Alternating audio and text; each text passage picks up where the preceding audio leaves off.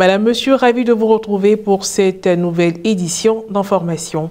En prélude à la 6e édition des Journées nationales de la jeunesse, les responsables diocésains de la jeunesse de Côte d'Ivoire et le secrétaire exécutif national des œuvres catholiques ont mené des réflexions du 7 au 8 mars dernier au centre diocésain de Yamoussoukro pour peaufiner cette rencontre. Et puis le dimanche 9 mars dernier, le père Arnaud Traoré a concélébré la messe de lancement des festivités du soixantenaire de la paroisse Sainte-Thérèse de l'Enfant Jésus et de la Sainte Face de Marcory. À cette occasion, il a présenté son ouvrage à la communauté paroissiale à laquelle sa famille et lui ont appartenu des années antérieures. Une assemblée de réflexion s'est tenue du 7 au 8 mars dernier au centre diocésain de Yamoussoukro pour la préparation des Journées nationales de la jeunesse 2025. Elle a réuni les aumôniers et les responsables diocésains des jeunes autour du secrétaire exécutif national des œuvres catholiques, le révérend père François Kanga Comenan. Commentaire Guiroche Yao.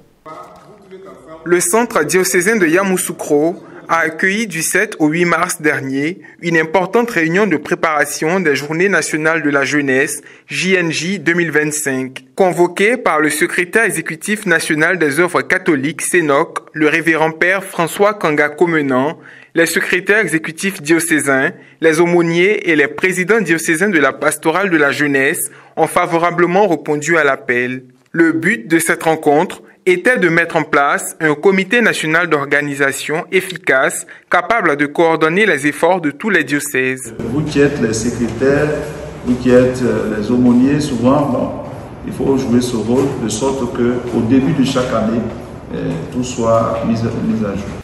Au cours de ces 2 jours, les participants ont pu découvrir le programme détaillé des JNJ qui promet des temps de prière, de partage, de formation et de célébration. Des consignes claires ont également été données pour mobiliser les jeunes à travers tout le pays afin d'assurer une participation massive à cet événement. Après 8 années de répit, cette année, nos pères évêques nous invitent. C'est pourquoi aujourd'hui, je me permets d'inviter, en tant que président diocésain des jeunes, tous les jeunes de Côte d'Ivoire, tous les jeunes catholiques à se mobiliser pour répondre effectivement à l'appel de nos pères évêques. Le père François Kanga Comenan a également souligné l'importance de ces journées pour la jeunesse chrétienne en l'appelant à s'engager pleinement dans la préparation et la participation. Il a aussi insisté sur la nécessité d'une collaboration étroite entre tous les acteurs afin de faire de ces JNJ un succès retentissant. Les impressions de quelques participants.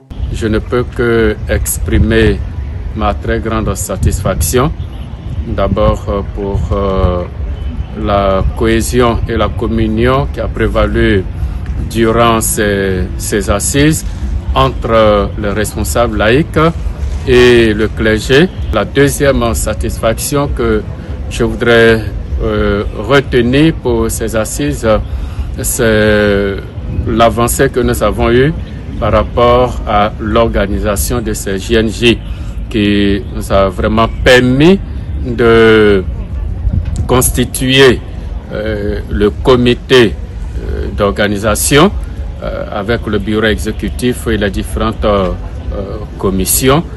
Et la troisième satisfaction que nous retenons, c'est surtout le soutien de nos pères évêques et archevêques. À travers le secrétariat chargé de la jeunesse, compte mobiliser les fidèles laïcs jeunes à participer à cette grande activité d'envergure nationale pour que la jeunesse de Côte d'Ivoire puisse se sentir mobilisée et travaille à l'essor de notre Église catholique, à l'engagement des laïcs, et à faire de sorte à ce que l'Église de Côte d'Ivoire soit une Église qui compte beaucoup sur les laïcs et travaille à l'avènement d'une synodalité dans cette Église catholique. C'est vraiment des sentiments de joie, des sentiments d'espérance, parce que avoir cette synergie autour des aumôniers et des laïcs, c'est déjà une bonne chose. Pour ma part, concernant les inquiétudes, je peux dire que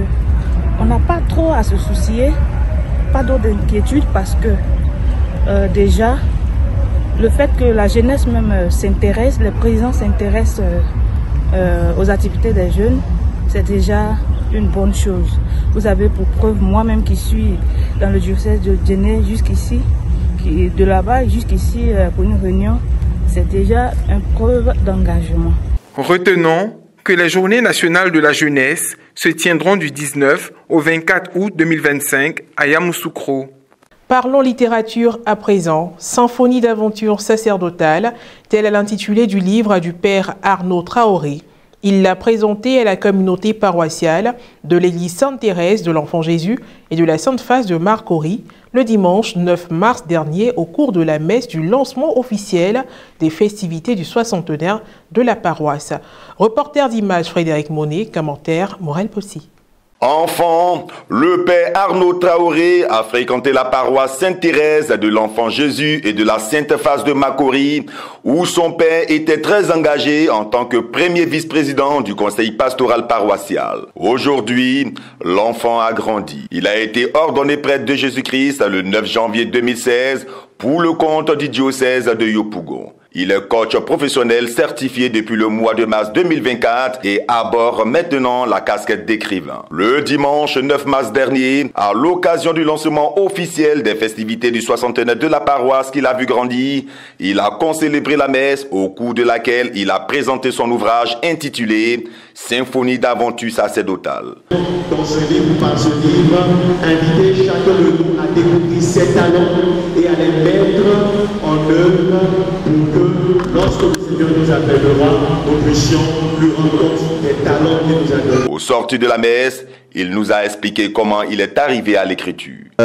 Être auteur pour moi, être écrivain, c'est surtout matérialiser ce que j'ai pu vivre depuis la naissance de ma vocation en famille jusqu'à mes 5 années de sacerdoce lorsque j'écrivais pour la première fois le livre. Et c'était important pour moi de le faire en action de grâce au Seigneur qui a tout fait pour moi et qui jusqu'à présent continue de m'assister.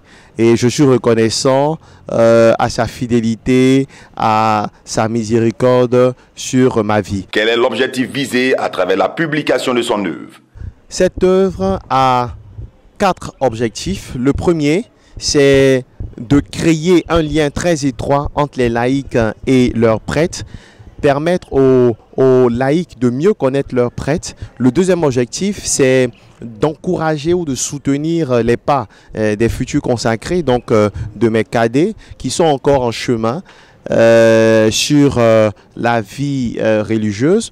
Le troisième objectif, c'est une motivation aux jeunes qui ont besoin de ressentir une présence chaleureuse autour d'eux, non pas une condamnation ou une culpabilité, simplement une attention qui accompagne. Et le quatrième objectif, puisque je suis coach professionnel certifié, c'est de donner des rudiments aux fidèles ou à mes lecteurs de la prise de conscience de ces talents et de les déployer pour que le monde en profite, n'est-ce pas, avant de tirer sa révérence. Quel est l'essentiel à retenir de l'œuvre?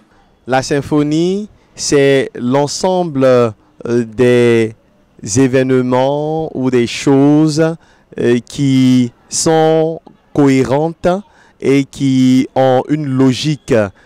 C'est une belle histoire que je raconte dans ce livre de toutes les aventures que j'ai vécues, que j'ai expérimentées pendant, j'allais dire, mes premières années de sacerdoce, parce qu'il y a des événements qu'on n'oublie pas, son ordination, son premier poste, ses premières responsabilités. Et je conçois que toutes ces aventures-là, même ma mission dans le Nord, à Katiola, tout ce que j'ai vécu chante la gloire de Dieu d'une façon très harmonieuse et très agréable. Alors, Symphonie d'aventure sacerdotale, c'est le chant des aventures du Père Traoré en action de grâce au Seigneur qui l'a toujours soutenu.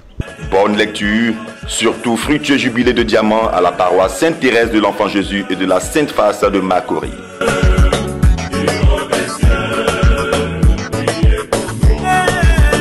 C'est la fin de cette édition d'information. Merci de l'avoir suivi, que je veille sur nous. À très bientôt.